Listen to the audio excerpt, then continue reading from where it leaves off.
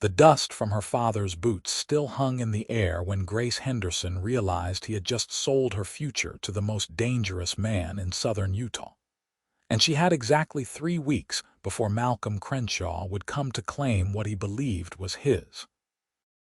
Grace stood frozen in the doorway of their small ranch house on the outskirts of Circleville, her hands gripping the wooden frame so tightly her knuckles had gone white. The year was 1881, and in this harsh landscape, where water was scarce and mercy even scarcer, her father had just made a deal that would destroy her life. Through the window, she watched him shake hands with Crenshaw, a man whose reputation for cruelty extended from the mining camps of Nevada to the cattle ranches of Colorado. He was 43 years old, twice widowed under circumstances no one dared question too closely, and now he had set his sights on her. "It is done," her father said, walking back into the house with the grim satisfaction of a man who believed he had solved all his problems. Thomas Henderson was a broken man, his ranch failing, his debts mounting, and his pride the only thing he had left besides his 20-year-old daughter.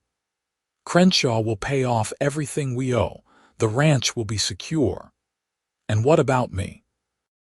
Grace asked, her voice steady despite the terror crawling up her spine. "What will I be?" "You will be his wife," Thomas said, refusing to meet her eyes. "You will have a home, security, a future." "I will have a prison," Grace whispered. But her father had already turned away, reaching for the whiskey bottle that had become his constant companion since her mother died 2 years earlier. Grace walked out onto the porch, needing air, needing space, needing something she could not name. The September sun was beginning its descent toward the red rock cliffs that surrounded Circleville, painting the sky in shades of amber and gold. The town itself was small, established by Mormon settlers in the 1860s, a community built on faith and hard work in this unforgiving high desert country. Grace had lived here her entire life, had known every family, every face, every story. She had never imagined her own story would become one of tragedy. She heard the sound of hoofbeats and looked up to see a rider approaching from the direction of town. Even from a distance, she could tell he sat his horse with the easy confidence of a man who had spent more time in the saddle than on the ground. As he drew closer, she saw he was young, perhaps 25 or 26, with dark hair that curled slightly at his collar and eyes that seemed to take in everything with a watchful intelligence. "Afternoon," he said, touching the brim of his hat as he reined in his horse. "I am looking for Thomas Henderson. I was told he might need help with his cattle." "You were told wrong," Grace said, her voice sharper than she intended. "My father just solved all his problems by selling me to Malcolm Crenshaw." The words hung in the air between them, raw and bitter. The cowboy's expression shifted, something dark flickering across his features before he controlled it. "That is not right," he said quietly. "No," Grace agreed. "It is not, but it is done." The cowboy dismounted, and Grace noticed he moved with a slight limp, favoring his left leg. He was tall and lean, with the sun-weathered skin of someone who worked outdoors, and there was something in his face that spoke of both kindness and hard-earned experience. "My name is Frank Fletcher," he said. "I have been working the ranches between here and Panguitch, but I heard Henderson might be hiring. I did not know about." He trailed off, gesturing vaguely at the house, at the situation he had stumbled into. "Grace Henderson," she said automatically, then wondered why she was bothering with introductions when her name would be changing in 3 weeks anyway. "And as I said, there is no work here. My father has made other arrangements." Frank studied her for a long moment, and Grace had the unsettling sensation that he could see past the walls she was trying to build, past the brave front she was attempting to maintain. "Crenshaw is a bad man," he said finally. I worked on his ranch last spring. He treats his horses better than he treats people, and he treats his horses terribly. I know what he is, Grace said, and felt something break inside her at the admission. Everyone knows. But my father owes money to half the territory, and Crenshaw offered to clear all his debts in exchange for a wife. That is not an exchange, Frank said, anger coloring his voice. That is ownership. Grace felt tears prick at her eyes but refused to let them fall. She had cried enough in the hours since her father had told her of his decision. It does not matter what we call it. The agreement is made, and in 3 weeks I will leave with Malcolm Crenshaw. There has to be another way, Frank said, but even as he spoke, they both knew the truth. In this time and place, a father's word was law, and a daughter's wishes counted for nothing against the weight of debt and desperation. Thomas Henderson emerged from the house, his eyes bloodshot and his step unsteady. "Who are you?" he demanded, looking at Frank with suspicion. "Frank Fletcher, sir. I was hoping you might have work."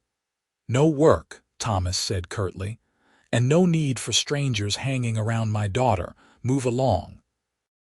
Frank looked at Grace one more time, and in his eyes she saw something that might have been a promise or might have been just her own desperate hope. Then he mounted his horse and rode away, heading back toward town as the sun continued its descent. The next 3 weeks passed like a slow death. Grace went through the motions of her daily life, cooking and cleaning and tending to the chickens, but everything felt hollow, as if she were already a ghost haunting her own existence. Her father avoided her, spending his days working the ranch and his nights drinking himself into oblivion. Twice, Malcolm Crenshaw came to call, sitting in their small parlor and watching Grace with eyes that made her skin crawl. He was a large man, thick through the chest and shoulders, with hands like slabs of beef and a voice that expected obedience. He spoke to her as if she were already his possession, telling her about the house she would keep and the children she would bear him, never once asking what she wanted or how she felt. "You will be a good wife," he said during his second visit, reaching out to touch her hair. Grace forced herself not to flinch, not to show the revulsion that churned in her stomach. "Obedient and respectful. I do not tolerate willfulness in my home." "Yes, sir," Grace said, the words ashes in her mouth. After he left, she stood on the porch and stared out at the vast expanse of desert and sky, feeling trapped despite all that open space. She thought about running, about taking one of the horses and disappearing into the wilderness, but where would she go? How would she survive? A woman alone in this country was vulnerable in ways she could not even fully imagine. It was on one of these evenings, with only a week left before her wedding, that Frank Fletcher returned. He rode up to the house just after sunset, and Grace's heart leaped at the sight of him even as her mind told her it was foolish to hope. "I have been thinking," Frank said without preamble, "about your situation." "My situation is hopeless," Grace replied, but she walked down from the porch to stand beside his horse, drawn to him despite herself. "Nothing is hopeless," Frank said. "Listen, I know we barely know each other, but I have a proposition for you." Grace waited, hardly daring to breathe. "Marry me instead," Frank said, the words simple and direct. "Not for love, not yet anyway, but as a way out. If you are already married when Crenshaw comes to claim you, there is nothing he can do. Your father cannot deliver on a promise that is already broken." Grace stared at him, her mind racing. "Why would you do this? You do not know me. You owe me nothing." Frank dismounted, wincing slightly as his weight settled on his bad leg. "I know enough. I know you deserve better than Malcolm Crenshaw. And I know what it is like to feel trapped, to need a way out." He paused, his expression growing distant. "I was engaged once back in Texas. Her father decided I was not good enough, not rich enough, and married her off to a banker from Austin. I could not do anything to stop it, could not save her, but maybe I can save you." "That is not a reason to marry someone," Grace said, even as hope bloomed in her chest like a flower pushing through stone. "Maybe not," Frank agreed, "but it is a start.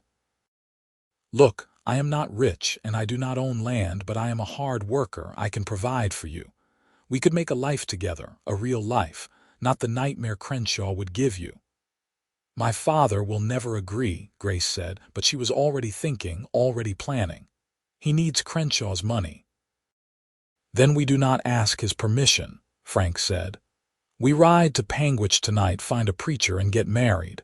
By the time your father and Crenshaw find out, it will be too late." It was insane, reckless, and completely improper. Grace had been raised to be obedient, to follow the rules, to accept her place in the world. But the alternative was Malcolm Crenshaw, and suddenly, impropriety seemed like a small price to pay for freedom. "Yes," she said, the word coming out in a rush. "Yes, I will marry you."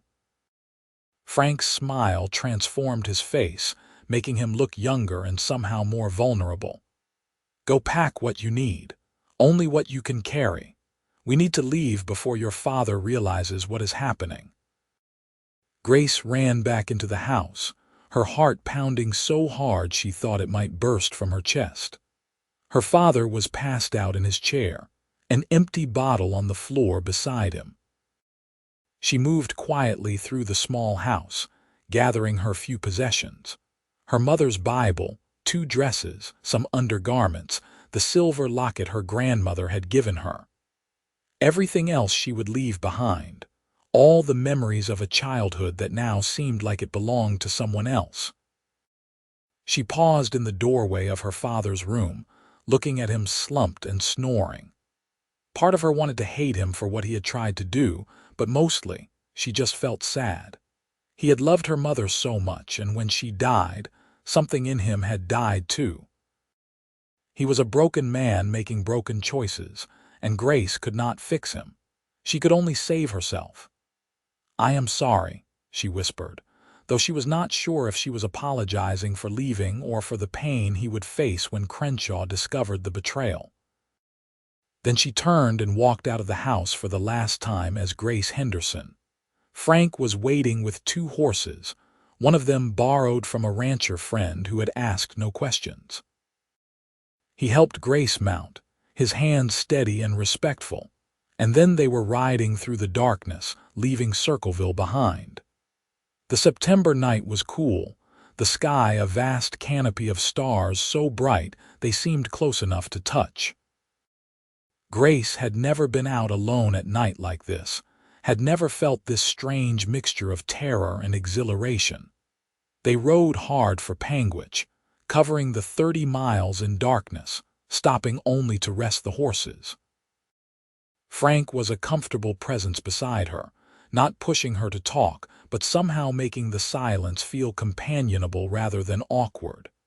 As dawn began to paint the eastern sky, they reached the outskirts of the larger town. "There is a minister here who will marry us," Frank said.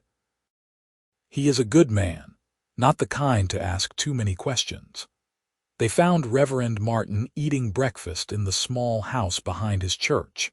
He was an older man with kind eyes and hands gnarled by arthritis, and he listened to their story with a thoughtful expression. "This is highly irregular," he said when Frank had finished explaining. "Running away in the night, marrying without family present."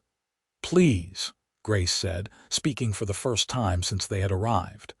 "The alternative is that I become the wife of a man who will hurt me. Frank is offering me a chance at a different life. Is that not what marriage should be? A partnership entered into freely." Reverend Martin studied her for a long moment, then nodded slowly. "Very well. I will perform the ceremony.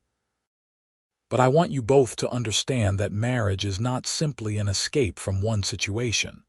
It is a commitment, a promise before God and each other. Can you make that promise?" Grace looked at Frank, this man she barely knew, and saw in his eyes the same determination she felt in her own heart. "Yes," she said. I can promise to try to build something real together." "Then let us begin," the Reverend said. The ceremony was simple, conducted in the small church with the morning light streaming through the windows. Grace wore the same dusty traveling dress she had ridden in, and Frank stood beside her in his work clothes, his hat in his hands. There were no flowers, no guests, no celebration. Just two people making vows that would change both their lives forever. "Do you, Frank Fletcher, take Grace Henderson to be your lawfully wedded wife?" Reverend Martin asked. "I do," Frank said, his voice steady and sure. "And do you, Grace Henderson, take Frank Fletcher to be your lawfully wedded husband?" Grace thought about Malcolm Crenshaw, about the life she was rejecting. Then she looked at Frank, at the quiet strength in his face, at the chance he was offering her. "I do," she said, and meant it. "Then, by the power vested in me, I pronounce you husband and wife," Reverend Martin said. "May God bless this union and grant you both the wisdom to build a life of love and respect together." Frank leaned in and kissed her gently, briefly, a kiss that was more promise than passion. Grace felt something shift inside her, a sense that she had just stepped through a door into a completely unknown future. They left Panguitch within the hour, Frank explaining that they needed to put as much distance as possible between themselves and Circleville before news of their marriage spread. "Crenshaw will be angry," Frank said as they rode. "He will see this as a betrayal, as theft of what he believed was his." "Where will we go?" Grace asked. "I have a friend with a ranch north of here, up in Sanpete County. He offered me work months ago, and I think he will let us stay until we can figure out our next steps." They traveled north, passing through small settlements and vast stretches of empty country. The landscape changed as they climbed in elevation, the red rock giving way to juniper and pinyon forests, the air growing cooler and carrying the scent of sage. Frank proved to be good company, telling Grace stories about his life as he pointed out landmarks and wildlife. He had been born in Texas, he explained, but had come west after his failed engagement, looking for a fresh start. "I worked cattle drives, ranch work, whatever I could find," he said. "Broke my leg 2 years ago when a horse threw me. It healed, but not quite right, so I am not as fast as I used to be. But I can still work hard, and I know ranching." "Tell me about her," Grace said, curious about the woman who had broken his heart. Frank was quiet for a long moment. "Her name was Sarah. We grew up together, had known each other our whole lives. I thought we would get married, build a life on my family's land, but her father had bigger ambitions. When the banker came calling, I did not have enough to offer. She tried to fight it, but in the end she did what her father wanted." He looked at Grace, his eyes sad. "I heard later that she was not happy, that the banker was cold and only cared about appearances. I hope she found some contentment, but I will never know." "I am sorry," Grace said, and she was. She understood now why he had been so willing to help her, why he had offered her this escape. He was trying to rewrite his own story, to create a different ending for someone else. They reached the ranch 3 days later, tired and travel-worn but safe. The spread belonged to a man named Samuel Wright, an old friend of Frank's from his cattle-driving days. Samuel was in his 50s, weathered and practical, with a wife named Martha who took one look at Grace and ushered her inside for a hot meal and a bath. "Frank sent word you were coming," Martha said, her hands busy preparing food. He explained the situation. "You are welcome here as long as you need to stay." "Thank you," Grace said, feeling tears of relief and gratitude threaten to spill over. "I do not know how to repay this kindness." "No repayment needed," Martha said firmly. "We look after our own out here. Now tell me about yourself. Frank says you can cook and manage a household." Over the next weeks, Grace and Frank settled into life on the Wright ranch. Frank worked with the cattle and horses, proving his worth despite his old injury, while Grace helped Martha with the household tasks and learned about managing a larger operation than her father's small ranch. They shared a small cabin on the property, a one-room structure that was clean and sturdy if not fancy. The first night in the cabin they stood awkwardly, neither quite sure how to navigate this strange new marriage. "I will sleep on the floor," Frank said, grabbing a blanket. "You do not have to," Grace said, surprising herself. "The bed is large enough for both of us. We are married after all." They lay side by side that night, careful not to touch, both acutely aware of the other's presence. Grace stared at the ceiling in the darkness, wondering what she had gotten herself into. Frank was a good man, she was certain of that, but they were strangers bound together by circumstance rather than affection. "Are you sorry?" Frank asked quietly. "About marrying me?" Grace considered the question carefully. "No," she said finally. "I am grateful, and I am hopeful that we can make this work, that we can build something real." "I would like that," Frank said, and reached out tentatively to take her hand. Grace held on, feeling the calluses on his palm, the warmth of his skin, and thought that maybe, just maybe, this could become something more than a marriage of convenience. As September turned to October, Grace began to relax, to believe that maybe they had truly escaped. Then one afternoon, Samuel came riding in fast, his face grim. "Crenshaw is in town," he said, dismounting quickly. "He has been asking questions, looking for you both." Grace felt her blood turn to ice. "How did he find us?" "Someone must have talked," Samuel said. "Word travels in these parts. He knows you are here and he is not happy." Frank's jaw tightened. "He has no legal right to Grace. We are married." "That may not matter to a man like Crenshaw," Samuel warned. "He is not the type to let something like this go." They did not have long to wait.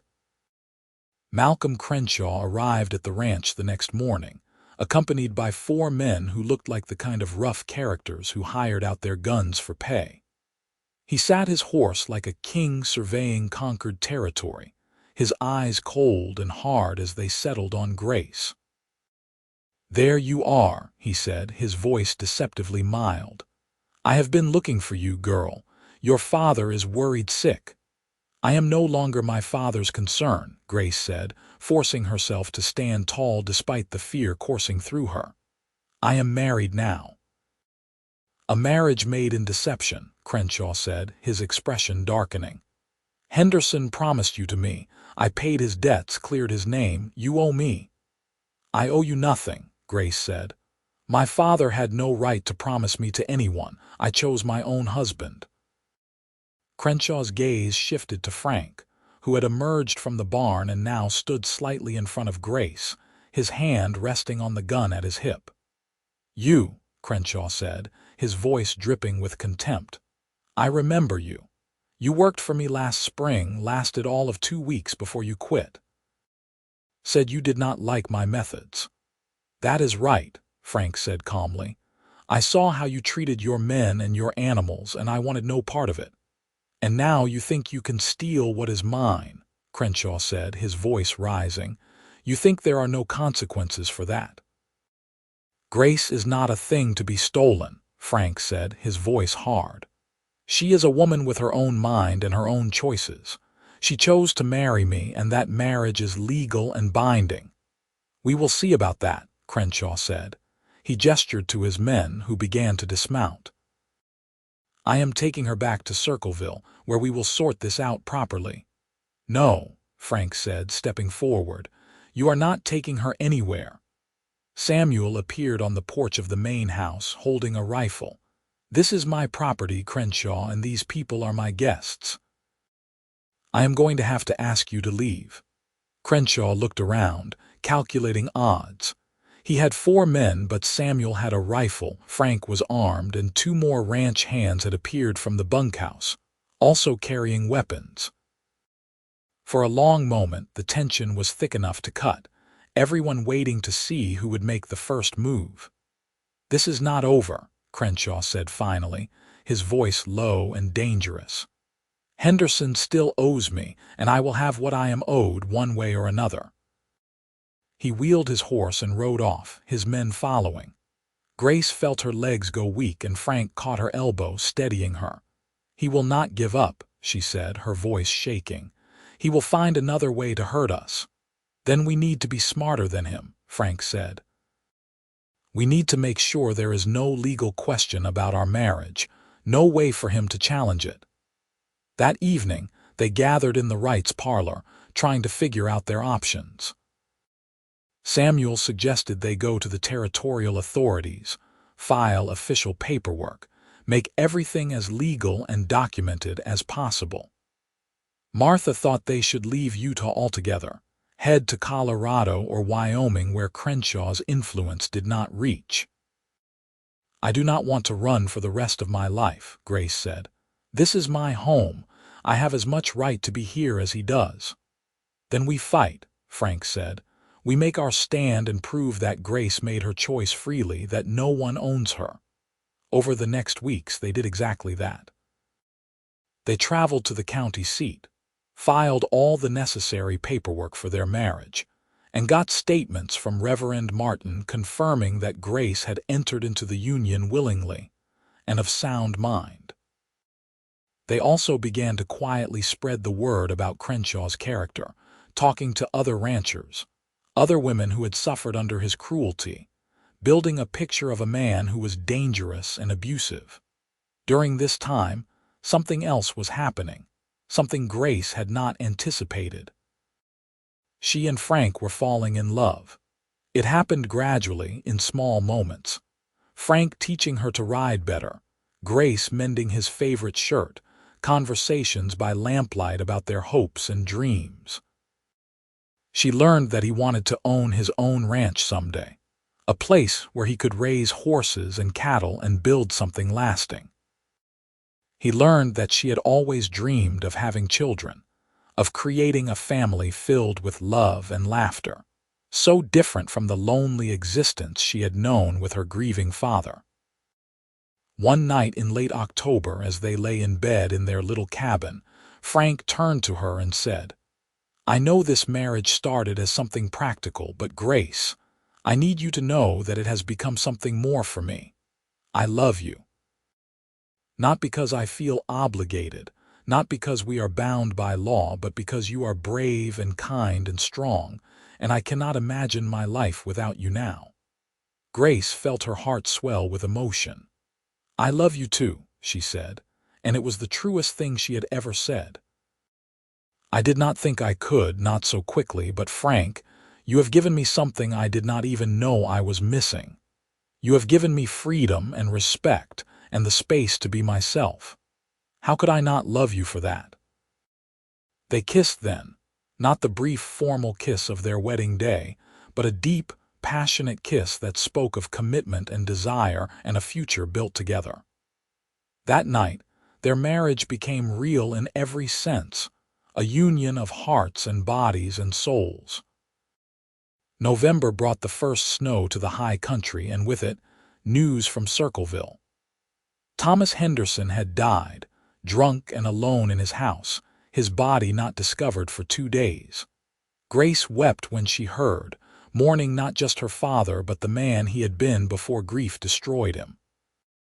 Frank held her while she cried, offering no platitudes, just his solid, comforting presence. I should have done more, Grace said through her tears. I should have helped him.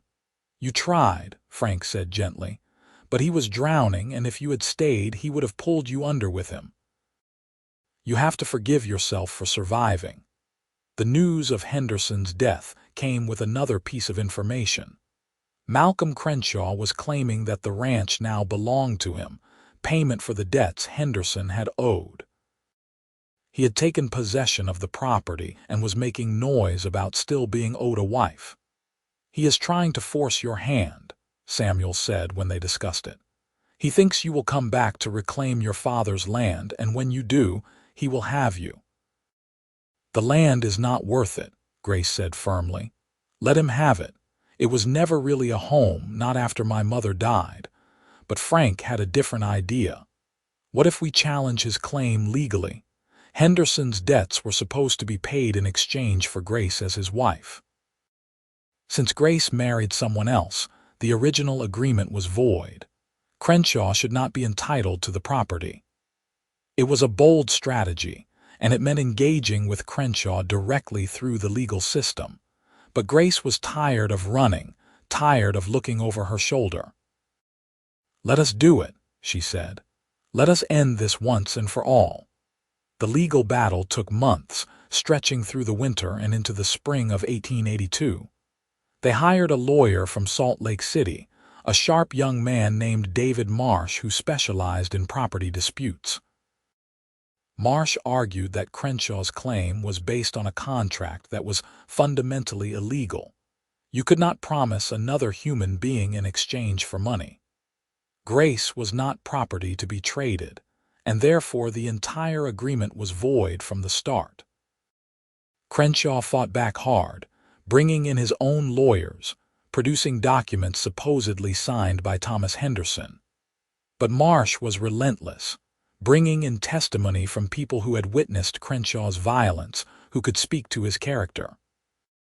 Grace herself testified, standing in the courtroom and calmly explaining how her father had tried to sell her, how she had fled to save herself, how Frank had offered her a real choice. The judge, a stern man named Horace Whitfield, listened to everything and then took a week to make his decision. When he finally rendered his verdict in April of 1882, it was decisive. Crenshaw had no legal claim to Grace or to her father's property. The ranch would be sold to settle Henderson's remaining debts, with any excess going to Grace as his only heir. Furthermore, Judge Whitfield issued a restraining order forbidding Crenshaw from contacting or approaching Grace in any way.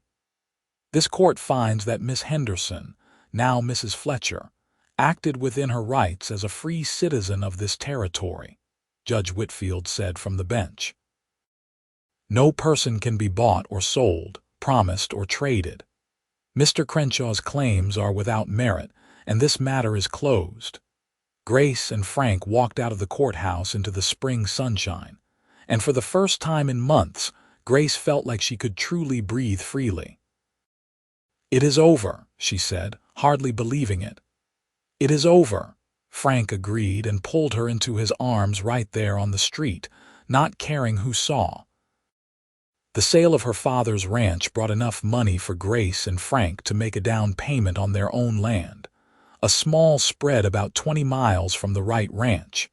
It was not much, just 160 acres with a creek running through it, but it was theirs. They spent that summer building a house, a real house with 2 bedrooms and a proper kitchen and a porch that faced the mountains.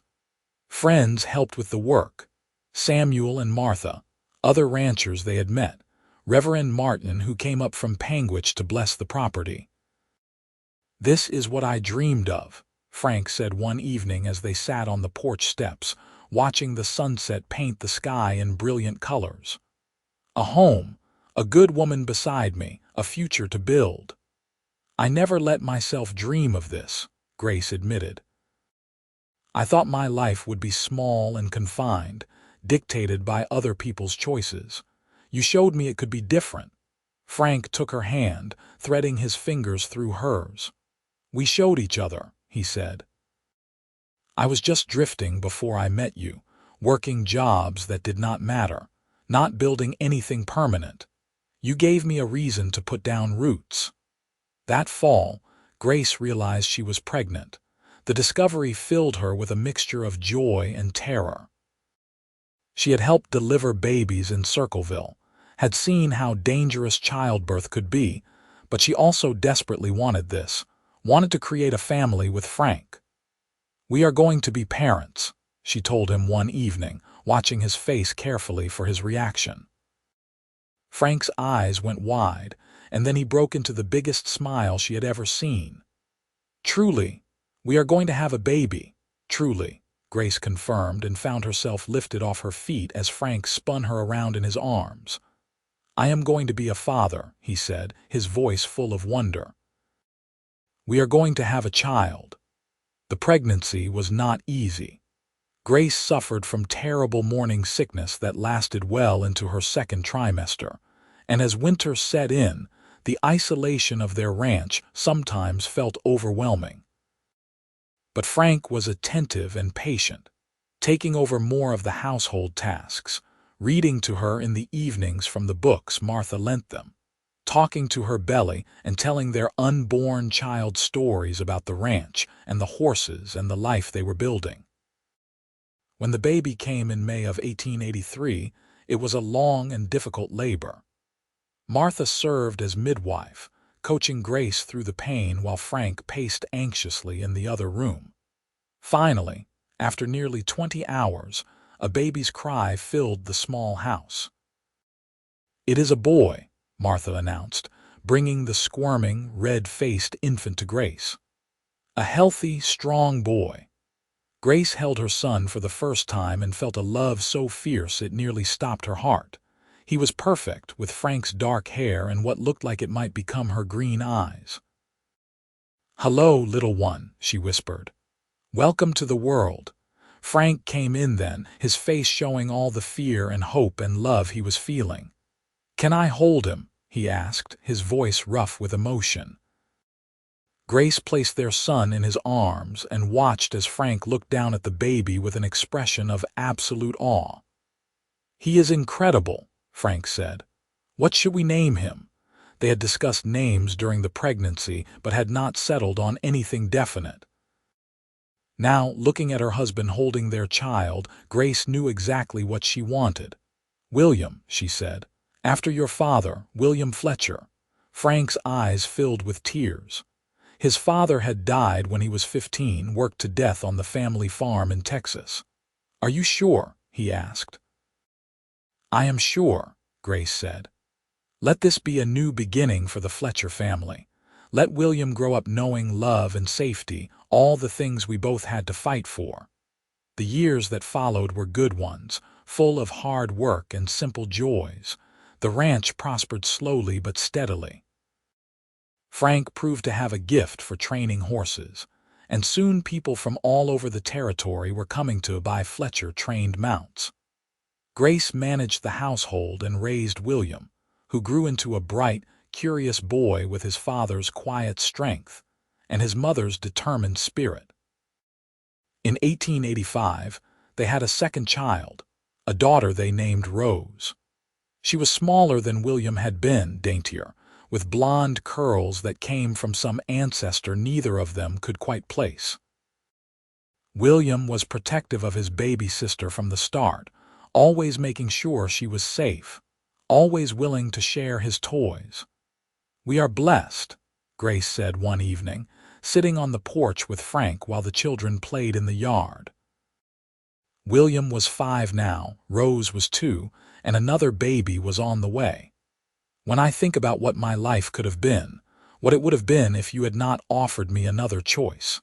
"You would have found a way," Frank said loyally. "You are too strong to have let Crenshaw break you." "Maybe," Grace said. "Or maybe I would have become someone else entirely, someone hard and bitter and full of anger. You gave me the chance to become the person I wanted to be." Frank pulled her closer, his arm around her shoulders. "You did the same for me. Before you, I was just existing, moving from place to place with no purpose. You gave me a home, a family, a reason to build something lasting."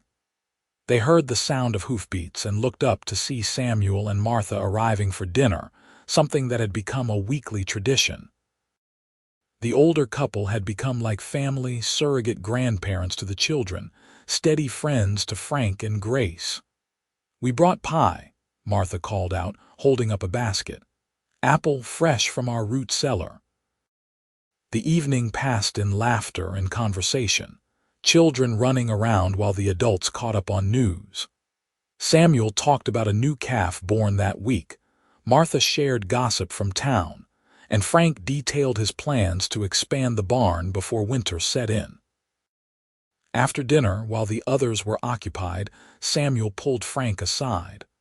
"I have been meaning to talk to you," he said seriously. "I am getting old, and Martha and I have been thinking about the future. We do not have children of our own, as you know. When we are gone, we want the ranch to go to someone who will care for it properly.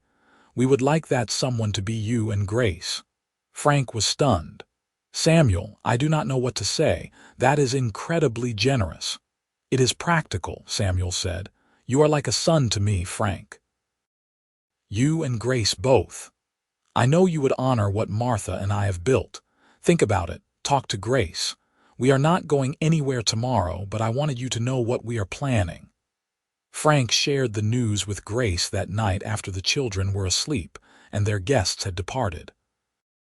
She sat quietly, processing the implications. "That would mean combining the properties," she said finally, "building something even larger, creating a legacy for our children and their children." "Is that what you want?" Frank asked. "I know this ranch is special to you, that you built it from nothing." Grace looked around their home, at the life they had created together. "I want whatever gives our family the best future," she said. "And I trust Samuel and Martha. If they believe we are the right people to carry on their work, then I believe it too." The third baby arrived in early 1886, another son they named James. He was a calm baby, easier than either William or Rose had been, content to sleep long hours and smile at anyone who looked his way. Frank joked that James had inherited his mother's peaceful nature, while William and Rose had gotten his stubborn streak. One afternoon in the summer of 1886, while Grace was hanging laundry and watching the children play, a stranger rode up to the house. Her heart clenched with automatic fear, memories of Crenshaw's threats flooding back. But this man was young, barely 20, and he had a friendly, open face. "Mrs. Fletcher?" he asked, dismounting politely. "Yes," Grace said, moving closer to the children. "Can I help you?" "My name is Timothy Marsh," he said. "David Marsh is my older brother. He represented you in court a few years back." Grace relaxed slightly, recognizing the name. "Of course. Your brother was excellent. What brings you here?" "I am working as a clerk for Judge Whitfield now," Timothy explained. "The judge asked me to ride out here and let you know that Malcolm Crenshaw died last week. He was shot during a dispute with one of his ranch hands, apparently pushed the man too far one time too many." Grace felt a strange mixture of emotions, relief that the threat was finally, permanently gone, but also a kind of sadness for a life so consumed by anger and violence. "Thank you for letting us know," she said. "The judge also wanted me to tell you that your testimony in that trial apparently influenced several other cases. Women who were being promised or sold by their families started challenging those agreements, citing your case as precedent. Judge Whitfield thought you would want to know that your courage helped other people." After Timothy left, Grace sat on the porch steps and cried. They were not tears of sadness exactly, more like a release of tension she had been carrying for years. Frank found her there and sat beside her, not asking questions, just being present. "Crenshaw is dead," she said finally. "It is truly over now." "How do you feel?" Frank asked. "Free," Grace said, "completely and finally free. And grateful, so grateful that I found you, that we built this life together." Frank pulled her close, and they sat there together while the children played and the sun moved slowly across the sky, marking the passage of another peaceful day. The years continued to pass, each one adding new layers to their story. William grew tall and strong, taking on more responsibilities around the ranch as he got older. Rose proved to have a gift for healing, helping Martha tend to injured animals and sick neighbors. James was the quiet one, happiest when he was reading or working with his hands, building things. In 1889, Samuel died peacefully in his sleep at the age of 68. Martha followed less than a year later, her health declining rapidly without her partner of 45 years. True to their word, they left the ranch to Frank and Grace, who now found themselves managing over 600 acres and a substantial herd of cattle and horses. "It is a lot of responsibility," Frank said, looking over the combined properties.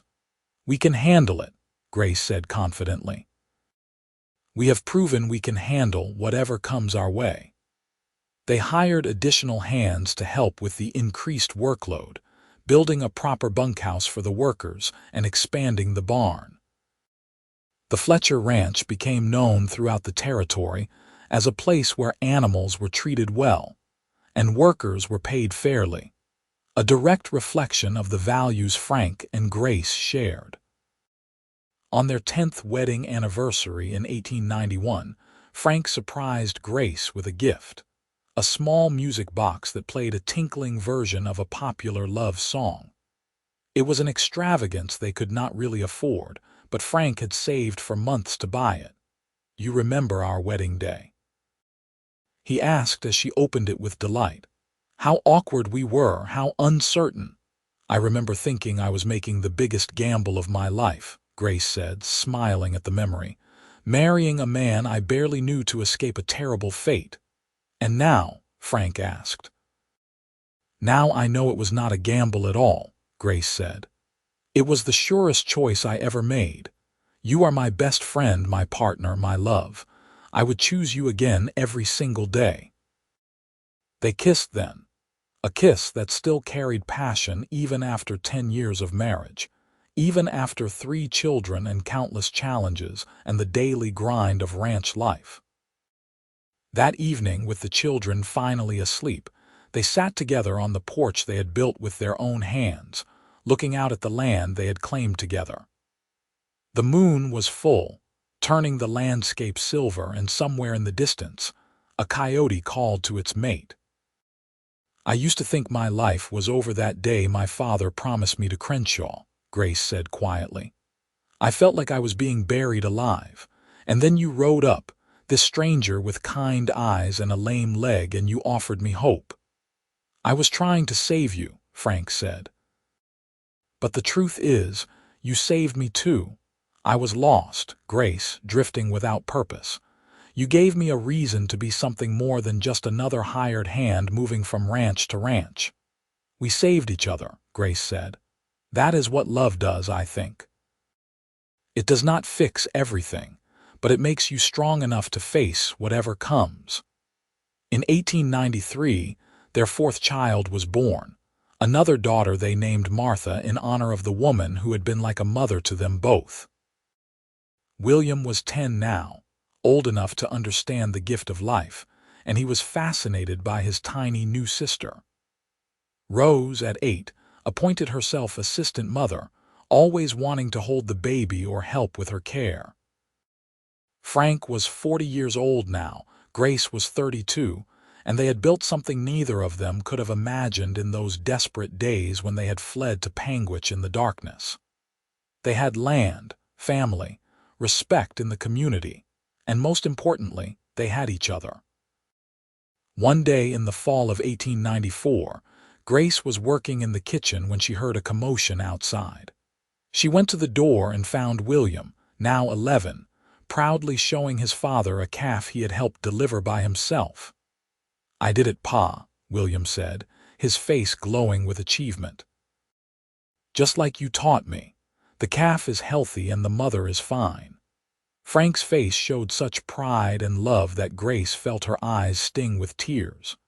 This was what they had built, a legacy of skills and values passing from one generation to the next, a family rooted in love and hard work. That evening, after all the children were in bed, Frank and Grace stood together at the fence, looking out at their land. The autumn air was cool, carrying the scent of turning leaves and the promise of winter. "Do you ever wonder what would have happened if I had not stopped at your father's ranch that day?" Frank asked. "What if I had ridden right past?" "I try not to think about it," Grace admitted. "It was such a close thing, such a lucky chance." If you had arrived even a day later, my father might have taken me to Crenshaw himself." "I do not think it was luck," Frank said. "I think it was meant to be. You were meant to escape, I was meant to help you, and we were meant to build this life together." Grace leaned into him, feeling the solid warmth of his body, the steady beat of his heart. "I am glad," she said simply. "Glad for all of it, even the hard parts, because they led us here." The years continued to unfold, bringing both challenges and joys. There were hard winters when they worried about losing cattle, dry summers when the creek ran low and water was precious.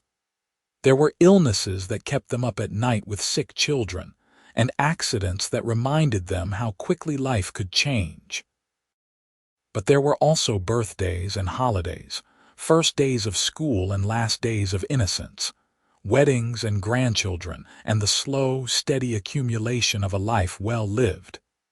In 1898, William, now 15, fell in love with a girl from town, the daughter of the general store owner. Frank and Grace watched their eldest navigate first love with a mixture of amusement and nostalgia, remembering their own awkward beginning. "Should we tell him?" Grace asked Frank one evening. "About how we really started, about the fact that we barely knew each other when we married." "I think he already knows," Frank said. "The story has gotten around over the years, but maybe we should tell him anyway, let him hear it from us."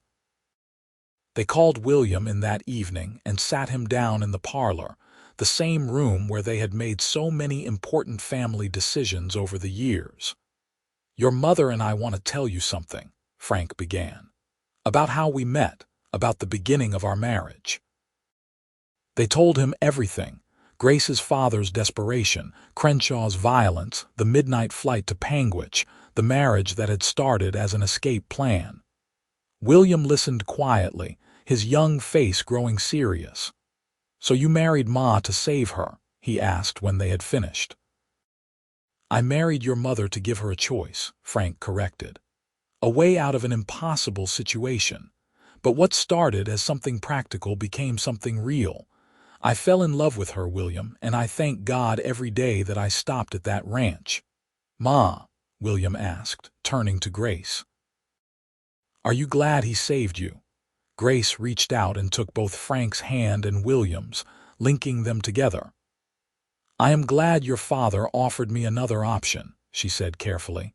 "But William, you need to understand something important. I saved myself by having the courage to take that option. Your father gave me an opportunity, but I was the one who had to be brave enough to seize it. That is what I want you to remember. We all have choices, and sometimes the right choice is the scary one." William nodded slowly, processing this. "I understand," he said. "And I am glad you were both brave enough to choose each other." In 1899, as the century drew to a close, Grace and Frank took stock of their lives. They were 47 and 38 respectively, parents to 4 children ranging in age from 6 to 16, owners of a prosperous ranch that supported not just their family, but the families of the men who worked for them. "We have done well," Frank said one evening as they reviewed the year's accounts. "Better than I ever dreamed possible." "Because we did it together," Grace said. "Neither of us could have built this alone." They had grown into each other over the years, learning each other's rhythms and moods, developing the kind of partnership that required no words. Frank knew when Grace needed space and when she needed comfort. Grace could read Frank's silences, could tell the difference between contemplation and worry. They had become, in the truest sense, one unit, 2 individuals who had chosen to build a life together and had done so successfully. As 1900 dawned, bringing a new century, the Fletcher family gathered on their porch to watch the sunrise. All 4 children were there. William, now 17 and nearly grown, Rose, 15 and beautiful, James, 13 and quietly thoughtful, and Martha, 7 and full of mischief. Frank and Grace stood behind them, hands linked, watching their children watch the sunrise. "A new century," Frank said. "A new era. Who knows what it will bring?" "Whatever it brings, we will face it together," Grace said, and the certainty in her voice made it a promise. The children began to drift away, William heading to the barn to start morning chores, Rose taking Martha inside to help with breakfast, James settling on the porch steps with a book. Frank and Grace remained standing together, alone for a moment in the growing light.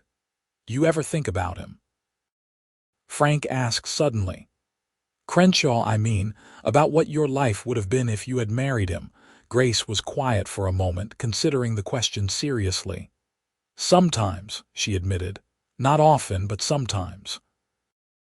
Usually when I see women in town who are trapped in bad marriages, who do not have the options I had, I think about how lucky I was that you came along when you did."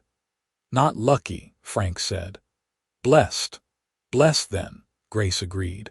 "But Frank, you need to understand something. If I had been forced to marry Crenshaw, I would have survived. I would have found a way. I am not strong because you saved me. I was strong already, and you recognized that strength and gave me a way to use it." Frank turned to face her fully, his hands on her shoulders. "You are the strongest person I know," he said seriously. "Man or woman, young or old, you faced an impossible situation and made the hard choice. You left everything you knew, married a stranger, and built a life from nothing. That takes courage I am not sure I possess." "You do possess it," Grace said. "You showed it when you offered to help someone you did not even know. You showed it every day we have been together, building this ranch, raising our children, standing beside me through everything. We are both strong, Frank, but we are strongest together." They kissed then. A kiss that held 19 years of marriage, 4 children, countless challenges overcome, and a love that had started as convenience and grown into something deep and unshakable. The years after 1900 brought more changes. William married his sweetheart in 1902, and within a year, Grace and Frank were grandparents to a healthy baby boy named after Frank. Rose discovered a talent for teaching and took a position at the local schoolhouse, becoming one of the most beloved teachers in the county. James, quiet James, surprised everyone by developing an interest in photography, using money he earned from ranch work to buy a camera, and teaching himself to capture images of ranch life. In 1905, Martha, now 12, announced that she wanted to become a doctor. It was an ambitious goal for a young woman, but Grace and Frank never doubted she could achieve it. They had taught all their children that the only limits were the ones you placed on yourself. "She reminds me of you," Frank said to Grace one evening after Martha had spent an hour peppering him with questions about treating an injured horse. "That same determination, that refusal to accept what everyone else says is impossible." "She is her father's daughter too," Grace said. "She has your kindness, your gentleness with living things. That will make her a good doctor." As they moved through their 50s, Frank and Grace began to slow down slightly, letting William and the hired hands take on more of the day-to-day ranch work. They had earned the right to sit on the porch in the evenings, to watch their grandchildren play, to reflect on the life they had built together. In 1910, on their 29th wedding anniversary, Frank took Grace back to Panguitch, back to the little church where Reverend Martin had married them nearly 3 decades earlier. The Reverend had long since died, but the church remained, and they stood together in the same spot where they had made their vows. "I promise to build a life with you," Frank said, his hair now more gray than dark, his face lined with age and sun.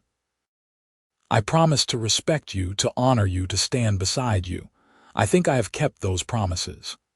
"You have kept them every day," Grace said, her own hair showing silver threads, her hands weathered by years of hard work. "And I promise to try to build something real with you.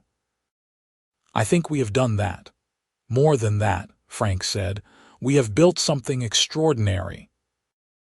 They renewed their vows that day, speaking the same words they had spoken 29 years earlier, but this time with the full knowledge of what those words meant, of the weight and beauty of the promise they represented. The years continued to pass, each one a gift. They watched their children grow and establish their own lives and families. William expanded the ranch. James became a sought-after photographer whose images appeared in newspapers across the West. Martha went east to medical school and returned as one of the few female doctors in Utah. And Rose continued teaching, shaping young minds and encouraging girls to reach for their dreams. In 1915, Grace and Frank celebrated their 34th anniversary surrounded by children and grandchildren, a sprawling family that filled their house to bursting. As Grace looked around at all the faces, all the lives that had sprung from that desperate midnight ride to Panguitch, she felt overwhelmed with gratitude. "What are you thinking?" Frank asked, coming to stand beside her. "I am thinking about choices," Grace said. "About how one choice, one moment of courage can ripple out and change everything. If I had not chosen to leave with you that night, none of these people would exist. William would not have been born, or Rose, or James, or Martha. There would be no grandchildren, no great legacy. And you would not have been happy," Frank added quietly. "That matters too, Grace. Your happiness, your life, your freedom, those things matter independent of everything else." Grace turned to him, this man who had offered her a different kind of promise all those years ago. His face was deeply lined now, his hair white, his body showing the effects of decades of hard work. But his eyes were still the same, still kind, still looking at her with love and respect. "I have been happy," she said simply. "Every day with you has been a gift. Even the hard days, even the scary days, because we faced them together." "Together," Frank echoed and pulled her close. They danced that night, moving slowly to music played by their grandson on a fiddle, surrounded by family and love and the evidence of a life well lived. Grace rested her head on Frank's shoulder and thought about that terrified young woman who had fled in the night, and about the cowboy who had offered her something no one else had, a choice. She had chosen love, and love had chosen her back, and in the end, that made all the difference. As the evening wound down and family members began to depart, Grace and Frank walked out to the porch one last time, as they had done countless nights before. The stars were brilliant overhead, the air was warm with summer, and somewhere in the darkness, an owl called softly. 34 years, Grace said, marveling at it. "Sometimes it feels like yesterday, and sometimes it feels like we have been together forever." "Both," Frank said. "It is both. Every day with you feels new, but also like I have known you my entire life." They stood together in comfortable silence, two people who had built something lasting out of desperation and courage and love. The house behind them was full of sleeping grandchildren, the barns held healthy animals, and the land stretched out fertile and productive in all directions. "I would not change a single thing," Grace said finally. "Not one moment, not one decision. It has all led to this, and this is perfect." "Almost perfect," Frank said, and Grace looked at him questioningly. "It will be perfect when we go to bed and I get to hold you while we fall asleep, like I have done every night for 34 years. Grace laughed, the sound carrying across the quiet ranch. "Then what are we waiting for?" They went inside together, hand in hand, closing the door on another day, another year, another chapter in a story that had begun with fear and desperation, and had transformed into something beautiful. Behind them, the ranch settled into nighttime rhythms, horses shifting in their stalls, cattle lowing softly in the distance. the gentle creaking of wood and settling stone. Grace and Frank had taken their separate broken pieces and built something whole together.